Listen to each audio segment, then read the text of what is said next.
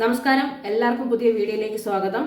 ഇന്നത്തെ ലോക്ക് തുറന്നു, എമ്പുരാന്റെ ലോക്ക് തുറന്ന് ഇന്ന് നമ്മൾ കണ്ടത് PK രാംദാസ് എന്ന് പറയുന്ന ക്യാരക്ടറിനെ അനശ്വരമാക്കിയ സച്ചിൻ കേരക്കറിനും അതുപോലെ തന്നെ അതിലെ സ്റ്റീഫൻ നെടുമ്പള്ളിയുടെ നെടുന്തൂണായ അച്ഛനായ ഫാസിൽ സാറിനെയാണ് നമ്മൾ കണ്ടത്.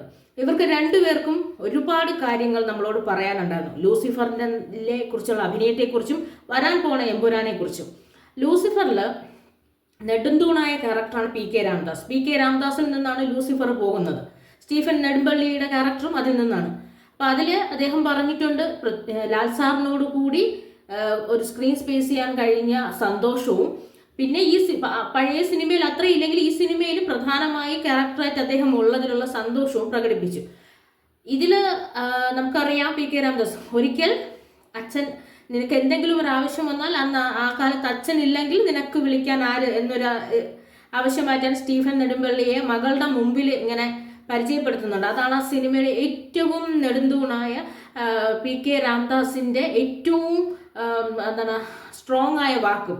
ഒരു കാലത്ത് അച്ഛൻ ഇല്ലെങ്കിൽ നീ ആരടുത്തേക്ക് പോകും, നിനക്കൊരാവശ്യം വന്നാൽ ആരടുത്തേക്ക് പോകും, അതാണ് സ്റ്റീഫൻ എന്നാണ്. കാരണം കുട്ടിക്കാലത്തെ മൊത്തം ഒരു ട്രോമയായിട്ടിരുന്ന സ്റ്റീഫൻ അമ്മ മരിക്കാൻ കാരണമായത് അമ്മയുടെ മനസ്സിന്റെ വേദനയും ഇതൊക്കെ ഈ സ്റ്റീഫൻ ആരെന്നോർത്തോർത്ത് ശത്രുതാ മനോഭാവം മനസ്സിൽ കൊണ്ടു നടന്ന മകളോട് അവസാനം അച്ഛൻ പറയുന്നത് ഇങ്ങനെയാണ്: നിനക്ക് ആവശ്യം വന്നാൽ നിനക്ക് ഞാനില്ലെങ്കിൽ വിളിക്കാൻ സ്റ്റീഫനെ കാണും.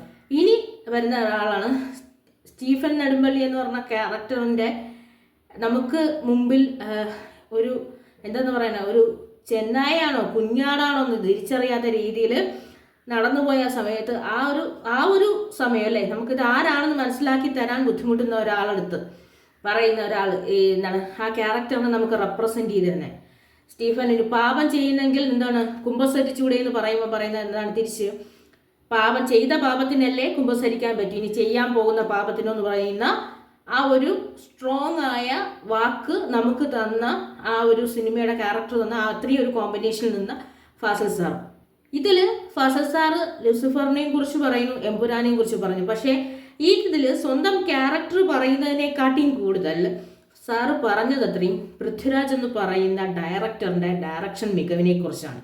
കാരണം അദ്ദേഹം ലൂസിഫർ എന്ന സിനിമ സംവിധാനം ചെയ്തു, ഇപ്പം വർഷങ്ങളുടെ കഷ്ടപ്പാടിൻ്റെ പേരിൽ എമ്പുരാൻ എന്ന ചിത്രവും ചെയ്തു.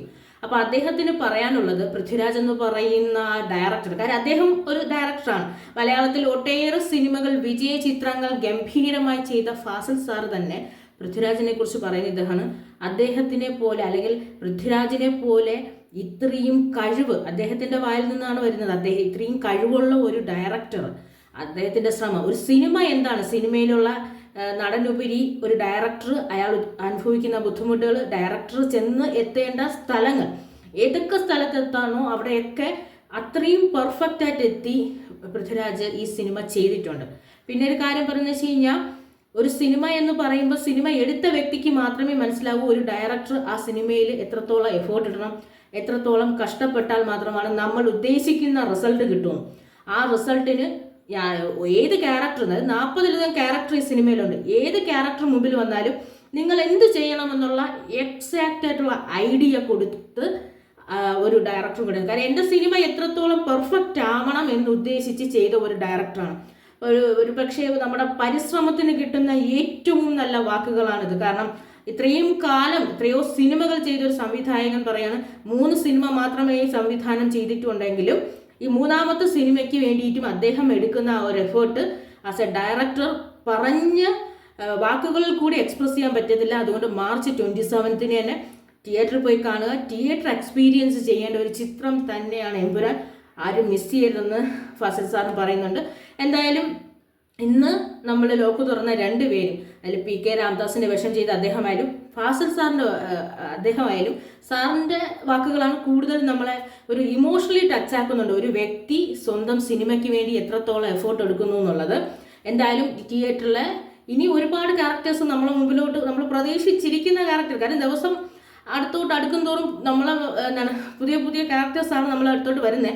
എങ്കിലും ഒരുപാട് പ്രതീക്ഷയോടുകൂടി ഈ ഒരു നല്ലൊരു എഫേർട്ടുള്ള സിനിമയെ ബ്രഹ്മാണ്ഡ ചിത്രമായി സൗത്ത് ഇന്ത്യ മൊത്തം മലയാള സിനിമയെ വാഴ്ത്തുന്ന തരത്തിൽ നല്ലൊരു ചിത്രമായിട്ട് നമുക്ക് കാണാൻ മാർച്ച് 27 വരെ കാത്തിരിക്കാം.